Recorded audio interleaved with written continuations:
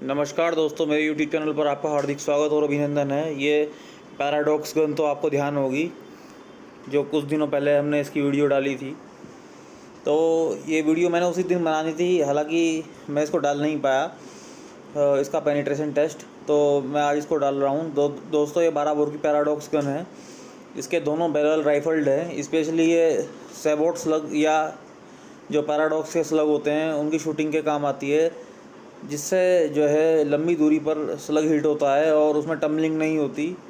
Rifling होने के कारण स्लग जो है एयर में स्पिन करता हुआ घूमता हुआ निकलता है, जैसे राइफल की गोली निकलती है।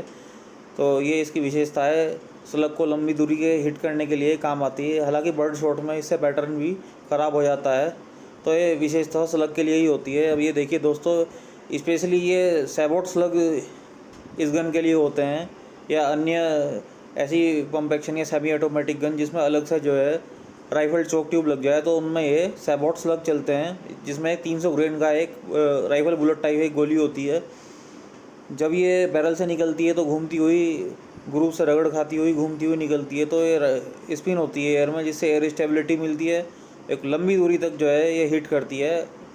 मैं समझता हूँ एक सेबोट स्लग 250 से 300 यार्ड्स तक बड़े आराम से हिट करता है, और 1900 फीट से लेकर के 2200-2300 फीट वेलोसिटी वाले 2500 फुट पर सेकंड वाले भी 3.5 इंच के जो है 12 बोर में कारतूस उपलब्ध होते हैं। लेकिन फ़िलहाल ये सेबोट स्लग भारत में उपलब्ध नहीं है।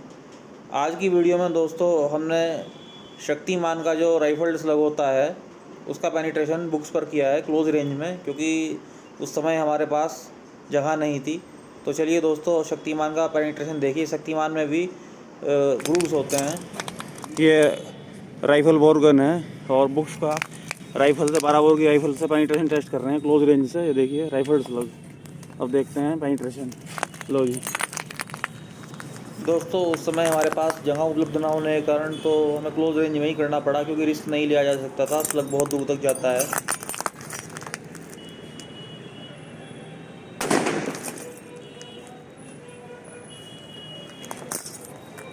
लो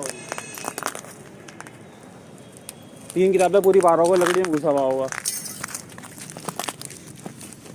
ये देखिए बिल्कुल क्लीन होल। ये पाउडर का बर्न।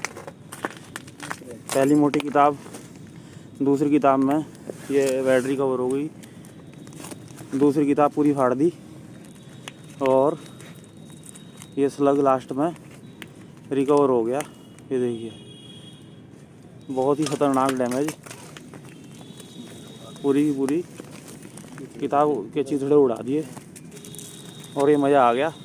ये पहली बार मैंने ये 12 बोर की राइफल चलाई। ये देखिए कितनी मोटी किताब है। एक्सपेंड भी हुआ स्लग, और ये बैट भी इसकी रिकवर हो गई। मज़ा आ गया दोस्तों। ये वेस्ले रिचर्ड कंपनी के पैराडॉक्स स्लग हैं। ये बहुत पहले आया करते थे, अब तो आने बंद हो चुके हैं। ये बिल्कुल राइफल की बुलेट की तरह होते थे। पीतल का इनका केस होता था और आगे से जैकेटेड बुलेट होती थी। तो अब ये आजकल के समय में प्रचलित नहीं है और बहुत रेयर है मिलने भी। पहले ब्लैक पाउडर में भी आते थे, फिर सेमी स्मोकलेस और स्मोकलेस पाउडर में भी आए, लेकिन कॉस्ट बहुत ज़्यादा होने के कारण ये इतना प्रचलित नहीं हो पाए। इनकी जगह प्लास्टिक कारतूस ने ले ली, जो नॉर्मल स्लग कारतूस है। दोस्तों शक्तिमान का पेनिट्रेशन पैराडॉक्स गन से मुझे कोई बहुत ज़्यादा खास नहीं लगा। एक सामान्य बंदूक जितना इसने पेनिट्रेशन दिया। उसका एक मुख्य कारण यह है कि शक्तिमान स्लग पैराडॉक्स के हिसाब से डिज़ाइन नहीं किया गया। शक्तिमान के स्लग में पहले से ही ग्रूव्स कटे होते हैं। तो मैं समझता हूँ कि जब शक्तिमान स्लग इस पैराडॉक्स गन के ग्रूव से निकला होगा तो उतना ज़्यादा स्पिन नहीं हुआ होगा, नंबर एक बात। दूसरी बात, इस गन का सही रिजल्ट हमें लंबी दूरी पर पता चलेगा, क्योंकि स्मूथ बोर्ड से स्लग जो है जब एक निश्चित डिस्टेंस पार कर लेता है तो ड्रॉप होना शुरू हो जाता है। तो पैराडॉक्स गन का यही काम है कि उसको स्पिन कर देती है, जिससे कम ड्रॉप होता है और लंबी दूरी पर अपना टारगेट हिट कर लेता है। अगर यही स्लग हम लंबी दूरी पर 150 से 200 मीटर पर चलाते तब इसका सही रिजल्ट पता चलता। लेकिन जगह के अभाव में और अन्य किसी सुरक्षा के कारणों से हमने इसमें लंबी दूरी पर चलाना उचित नहीं समझा, और लगभग 4 फुट की या 3 फुट की दूरी से हमने इसको फायर कर दिया, क्योंकि सुरक्षा भी बहुत महत्वपूर्ण है। दोस्तों अगर वीडियो आपको पसंद आई हो तो अधिक से अधिक लाइक कीजिए। भविष्य में भी इस तरह की और अच्छी वीडियो आपको देखने को मिलेगी। और मेरी वीडियोस पे कम व्यूज आने के कारण डालने का भी मन नहीं करता, तो अधिक से अधिक सपोर्ट कीजिए। जय हिंद, जय भारत, जय श्री राम।